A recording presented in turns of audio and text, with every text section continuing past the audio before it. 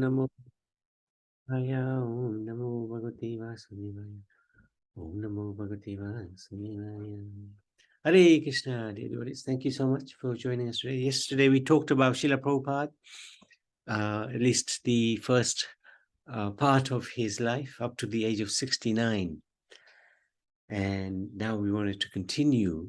So we wanted to seek the blessings of Radha Mata, Radha Shamsundar, Krishna Maharaj, Gauritai, Srila Prabhupada, Guru Maharaj, assembled Vaishnavas, so that we can try to glorify this amazing personality, thanks to whom we are together.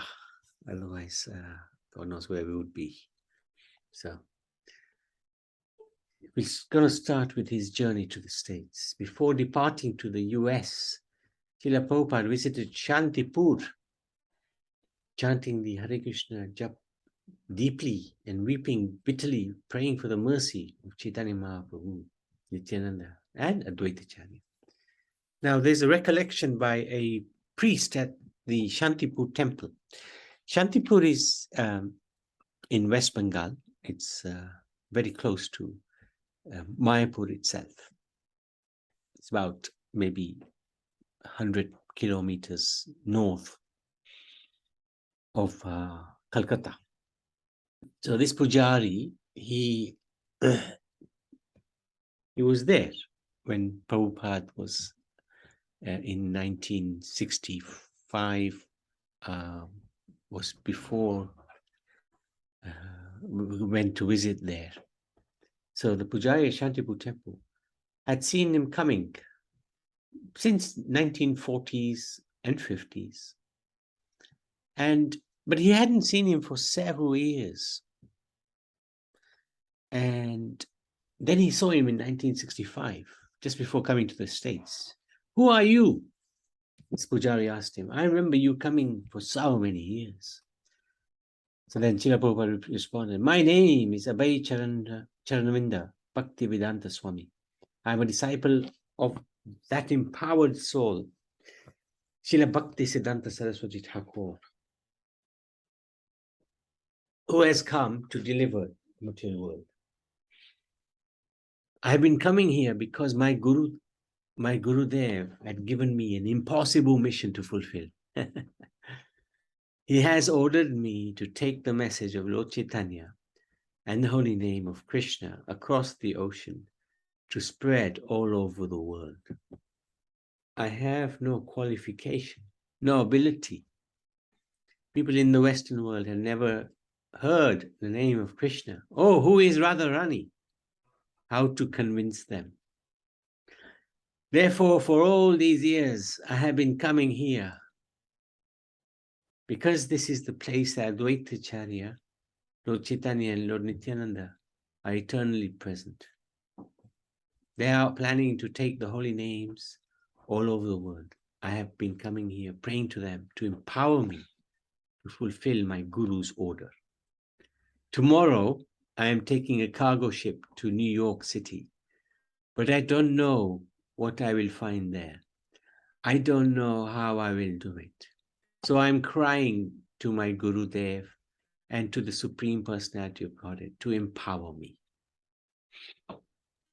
So, many years later, this pujari in Shantipur saw many Westerners coming in dhoti and kurta. One of them, so this is in the 70s, right? Or no, maybe even the 80s. One of them gave him a Back to Godhead magazine. He noticed the picture of Prabhupada and realized that this was the same holy man who had come and was crying for the mercy of the Lord.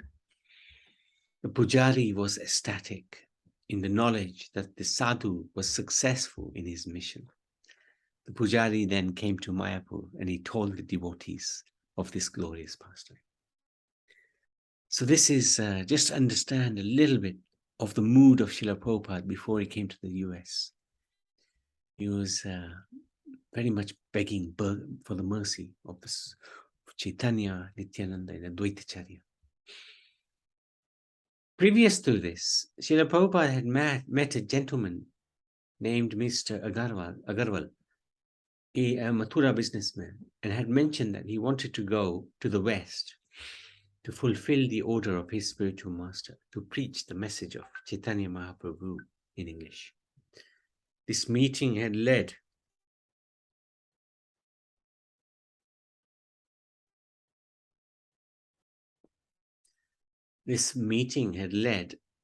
to sponsorship in America through Agarwal's son Gopal, an engineer in Pennsylvania. Soon, Prabhupada received permission from the Ministry of External Affairs to travel to the US. Gopal Agarwal had solemnly declared that he would bear any and all expenses during Srila Prabhupada's initial stay in the US. Prabhupada then traveled to Mumbai with the plan. Can you take this call, Jayanti? Jayanti?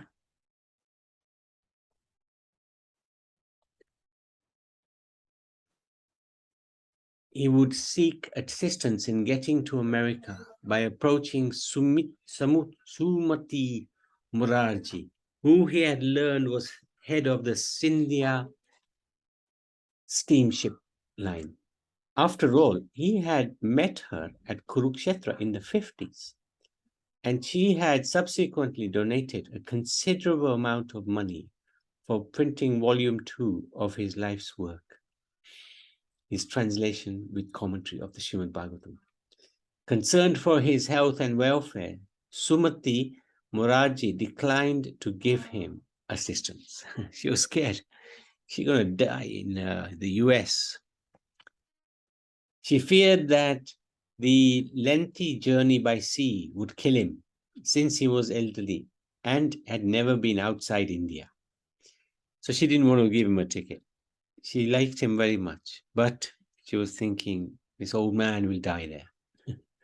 Not one to be deterred from his goal, Srila Prabhupada persuaded her secretary, Mr. Chokshi, to speak up on his behalf, coaching him in exactly what to say.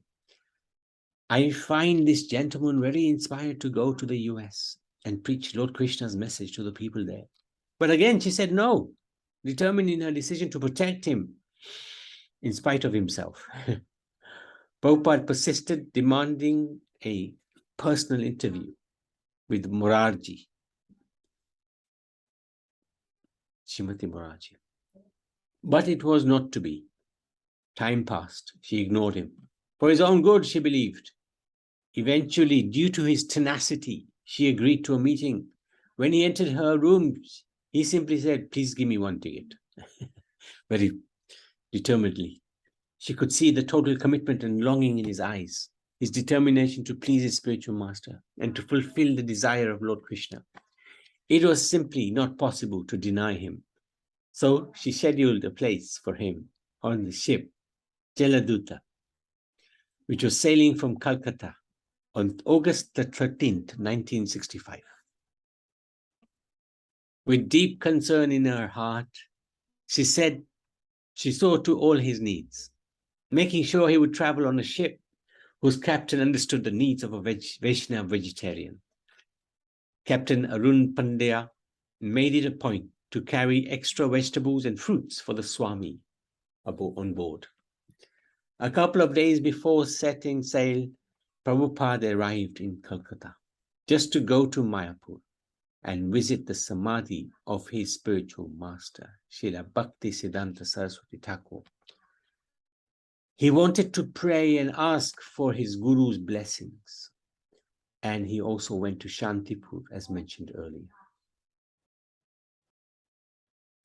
Srila Prabhupada was accompanied by several trunks, 203-volume sets of his Srimad Bhagavatam, first canto, his personal baggage of a small suitcase, an umbrella, and a supply of dry cereal, in case he couldn't find any suitable food in the land so far from home. Almost 70 years old, he would now embark on a journey and a mission that would be daunting for a man half his age. Who would possibly do this? the age of 69, 70, coming on to 70. He leave his beloved Vrindavan to go to a land he knew nobody in that land, had no money with him. Practically speaking, he had 70 rupees or something like that, which is not even possible to convert it into dollars. So, anyway, after 10 days of travel, the ship approached the Red Sea, where Srila Prabhupada encountered great difficulty. He noted in his diary rain, sickness, dizziness, headache, no appetite, vomiting. The symptoms persisted, but it was more than seasickness. The pains in his chest made him think he would die at any moment. Can't even imagine the difficulty he must be encountering at this moment. In 2 days, he suffered 2 heart attacks, but he tolerated the difficulty, meditating on the purpose of his mission. One night, Prabhupada had a dream.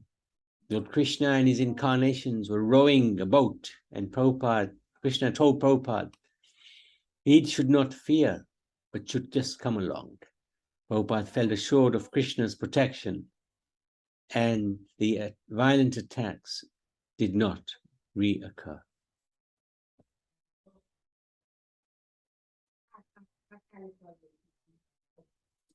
So, this was not an easy journey, because firstly, it was a cargo ship, not a passenger ship. So there was no facilities for passengers, but he tolerated what space they gave him. He was happy. But then he suffered these seasickness for long periods, and then these 2 heart attacks. So, and then all this time, he never lost his faith. And Prabhupada came to him in a boat, rowing a boat. I said, Krishna came to him rowing a boat. He said, don't worry.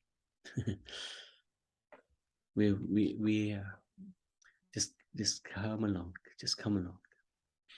By 10th September, Prabhupada was becoming accustomed to life at sea. He wrote in his diary, the ship is plying very smoothly.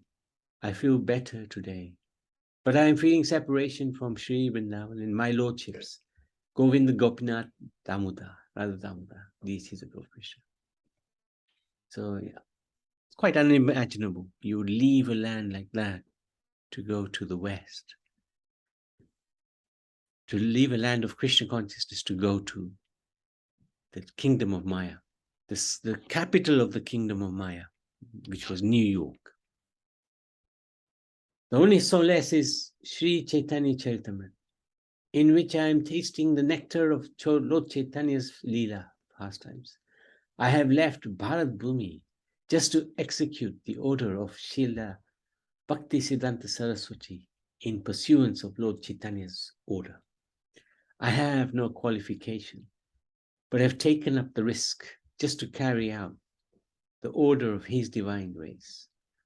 I depend fully on their mercy, so far away from Vrindavan. The ocean voyage was the calmest the captain had ever seen. Prabhupada said that the calmness was Lord Krishna's mercy.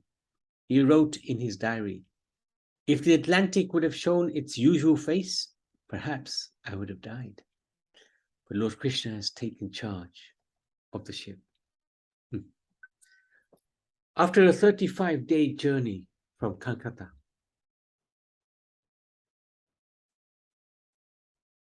the Jaladut reached Boston's Commonwealth Pier at 5:30 a.m. on 17 September 1965. The ship stopped briefly in Boston and proceeded to New York City. On 18th September, he wrote a poem, Markine Bhagavat Dharma. My dear Lord Krishna, you are so kind upon this useless soul, but I do not know why you have brought me here. Now you can do whatever you like with me. But I guess you must have some business here. Otherwise, why would you bring me to this terrible place? Most of the population here is covered by the material modes of ignorance and passion. Absorbed in material life, they think themselves very happy and satisfied. Therefore, they have no taste for the transcendental message of Vasudev. I do not know how they will be able to understand it. But I know your causeless mercy can make everything possible because you are the most expert mystic. How will they understand the mellows of devotional service? Oh Lord, I am simply praying for your mercy so that I will be able to convince them about your message. All living entities have become under the control of the illusory energy by your will. Therefore, if you like, by your will, they can also be released from the clutches of illusion. I wish that you may deliver them. Therefore, if you so desire their deliverance, then only will they be able to understand your message. The words of Srimad Bhagavatam are your incarnation. And if a sober person repeatedly receives it with submissive oral reception, he will be able to understand your message. It is said in the Srimad Bhagavatam 1:2, 17 to 21. Sri Krishna, the personality of Godhead, who is the Paramatma, Super Soul, in everyone's heart, and the benefactor of truthful devotees, cleanses desires for material enjoyment from the heart of the devotee who has developed the urge to hear his messages, which are in themselves virtuous when properly heard and chanted. By regular attendance in classes on the Srimad Bhagavatam, and by rendering of service to the pure devotee, all that is troublesome to the heart is almost completely destroyed. And loving service unto the personality of Godhead, who is praised with transcendental songs, is established as an irrevocable fact. As soon as irrevocable loving service is established in the heart, the effects of nature's modes of passion and ignorance, such as lust, desire, and hankering, disappear from the heart. Then the devotee is established in goodness and he becomes completely happy. Thus established in the mode of unalloyed goodness, the man whose mind has been enlivened by contact with devotional service to the Lord gains positive scientific knowledge of the personality of Godhead in the stage of liberation from all material association. Thus the knot in the heart is pierced and all misgivings are cut to pieces. The chain of fruitive actions is terminated when one sees a self as master. So this is really powerful. Bhagavatam, the essence of the Bhagavatam. He will become liberated from the influence of modes of ignorance and passion, thus inauspicious things accumulated in the core of the heart will disappear. How will I make them understand the message of Krishna consciousness? I am very unfortunate, unqualified, and the most fallen. Of course, he is the greatest of them all. Therefore, I am seeking your benediction so that I can convince them, for I am powerless to do so on my own. Somehow or other, O Lord, you have brought me here to speak about you. Now, my Lord, it is up to you to make me a success or a failure, as you like. So this is a very powerful statement. It's up to you, my Lord. You want to make me a failure? Absolutely fine. You want me to make me a success? Absolutely fine. Whatever you want. O spiritual master of all the worlds, I can simply repeat your message. So if you like, you can make me my power of speaking suitable for their understanding. Only by your causeless mercy will my words become pure. I am sure that when this transcendental message penetrates their hearts, they will certainly feel gladdened and thus become liberated from all unhappy conditions of life. O Lord, I am just like a puppet in your hands. So if you brought me here to dance, then make me dance, make me dance. O Lord, make me dance as you like. I have no devotion, nor do I have any knowledge, but I have great faith in the holy name of Krishna. I have been designated as Bhaktivedanta, and now, if you like, you can fulfill the real purport of Bhaktivedanta. Signed, the most unfortunate, insignificant beggar, A.C. Bhaktivedanta Swami, on board the ship Jaladut, Commonwealth Pier, Boston, Massachusetts, USA, dated 18 September 1965. What an amazing poem. So in New York, he exited at the Brooklyn Pier. His only contact in the new land was Gopala Karwal. Since Gopal was unable to go to New York to personally meet Prabhupada, he arranged for a traveler's aid representative to meet Prabhupada, and put him on a bus to Pittsburgh. Gopal met Prabhupada in Pittsburgh.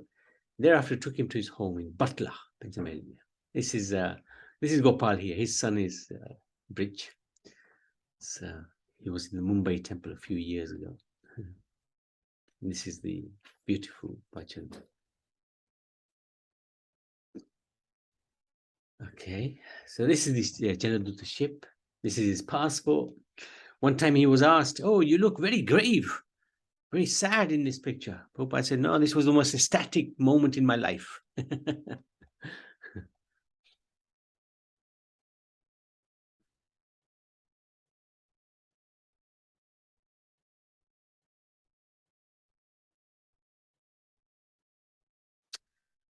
Just 12 years later, on 14th November 1977, Prabhupada passed away in Vrindavan, Bharat, at the age of 81.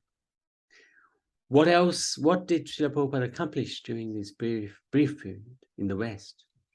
Having begun with nothing at an age when most are ready to retire. So after arriving in New York City, Prabhupada struggled alone for a year, minimum, maybe more, to establish the Krishna consciousness movement. He lived simply, lectured whenever he got an opportunity, and gradually began to attract a small interest in his teachings. So some significant events. On 2nd of February 66, he bought a reel-to-reel tape recorder for $54.02. On 20th February, he recorded his introduction to Gita-Upanishad. In July 66, he founded a society intended for worldwide participation. He called it ISKCON. At the time of incorporation, Prabhupada had not attracted even one committed follower. This was his faith. He called it the International Society. He didn't even have one follower. And then, so very significantly, he went to the park, Tompkins Park, and did the first Harinam Sankirtan, which attracted many people. In New York's Tompkins Square Park, under a big tree, Prabhupada chanted the Hare Krishna mantra. Slowly, many people joined him in this kirtan. This tree is still preserved as a monument and is considered to be of spiritual significance. In a storefront in the 2nd Avenue, New York, Srila Prabhupada conducted classes on the Srimad Bhagavatam. One of the early visitors of Prabhupada in the storefront was Allen Ginsberg, the famous poet. Allen had been captivated by the Hare Krishna Mahamantra several years before, when he had first encountered it at the Kumbh Mela festival in Allahabad, Prayag in Bharat. And he had been chanting it often ever since. When he heard about Prabhupada, he came to the storefront to meet him. On 8th of September 1966, Srila Prabhupada conducted the first initiation ceremony in the storefront.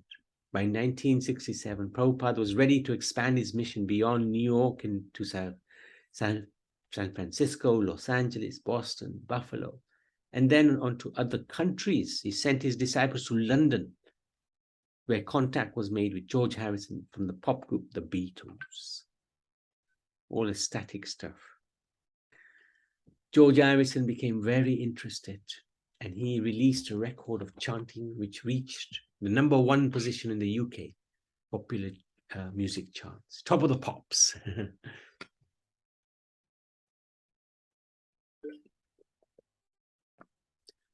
This exposed millions of people to the Mahamantra and greatly pleased Prabhupada, who flew into London and personally met George. Later, George donated a large manor house in the English countryside to the Hare Krishnas. Prabhupada established 108 temples throughout the world with the help of his disciples. And he also established various Vedic projects. So he established Gurukuls, children who were trained in Krishna consciousness from a young age. He Goshalas, cow protection programs, on several of the larger projects to care for cows and bulls, even after their production life was over. He set up an academy of artists who painted fabulous devotional artwork for his books. He also established a Bhaktivedanta Institute made of disciples, expert in science and mathematics, whose mission was to disprove various atheistic theories and disseminate Vedic knowledge. He wrote scores of books, initiated thousands of disciples. So he wrote the whole Srimad Bhagavatam, translated it with his Bhaktivedanta purports, up to the, I think, somewhere around the 10th canto. He wrote many books, actually. Nectar of Devotion, Nectar of Instruction, Bhagavad Gita, of course, Krishna book. So many amazing books he wrote. He flew around the world 14 times in those 12 years. Different countries, different preaching programs. Travel from continent to continent, country to country, city to city, town to town, preaching the message of Krishna. He arranged for massive food distribution program, millions of free plates of vegetarian foodstuffs, spiritualized by offering to Krishna, by being offered to Krishna, and were distributed to needy people around the globe. Thus, Prabhupada fulfilled the prophecy of Lord Chaitanya. All over the world, the words Hare Krishna, Hare Rama have been heard on the streets, festivals, on the road, on the radio, on television. The holy names have gone to every town, village. You know, Srila Prabhupada's faith and devotion that brought about this colossal transformation. Even at this end, he was still translating, he was still writing his Bhaktivedanta purports. Srila Prabhupada ki jai. Don't think a world will ever see another person like this, another saint, another great soul. Not possible. So, any questions, any comments, please? Yeah, Hare Krishna, Prabhuji. Hare Krishna. Looks like, I don't know whether he had any illnesses or suffering from any diseases before he went, but he seems quite fit man at the age of 70, Yeah. traveling, or it was his determination. I have no idea. I think Yeah. the way he was mobile, traveling 14 across the world, 14 times, must have stamina or Yeah. Krishna's faith in him, or his faith in Krishna rather, whichever it was. But great, Yeah. at the age of 70 doing all this. Amazing. He had another heart attack in 67. And that was quite serious. He had a few disciples that they took him to hospital, and eventually he told them, I want to leave this hospital. They're only sticking needles in me. So he left the hospital. One of the disciples took him out, and then he went to San Francisco to recover. So it took some time to get over that. So he had his problems. Yeah. And the doctor at that hospital, I think he said, because Prabhupada said, I don't want to take medicines. The doctor said, you know, the best thing for you? Walk. So that's when he started doing his morning walks. Yeah. Okay. Yeah. Okay. So that's right. That's right. Good point. So after that, then he went to Bharat as well, because his health was still a little dodgy. And then his health improved in Bharat. The heat really helped. And other than that, his health was, the big issues were digestion. And I think towards the end, he really, for the last 6 months, practically speaking, he hardly ate. Other than that, his health was kept up very well. And, Because at the Bhaktivedanta temple in his room, there are few things that he possessed, isn't it? And one of them is a small bottle of milk of magnesia, right. little tablets or something. So that must be for his stomach issues. Yeah. That's good. That's a good point. Yes. That's right. But yeah, he had a phenomenal when he used to walk fast. Exactly. The young guys used to struggle. Yeah, he used to walk fast. Yeah. And others had to keep up with him. Yes, that's right. Very good. Anything else? No, Prabhupada. Very good. Yes, thank you so much. Prabhupada, Srila Prabhupada ki jai. And the best thing we can do to please him is to study his books. We're very fortunate. He's given us these books. So he becomes very pleased when one studies the books and gives them to others as well, distributes his books.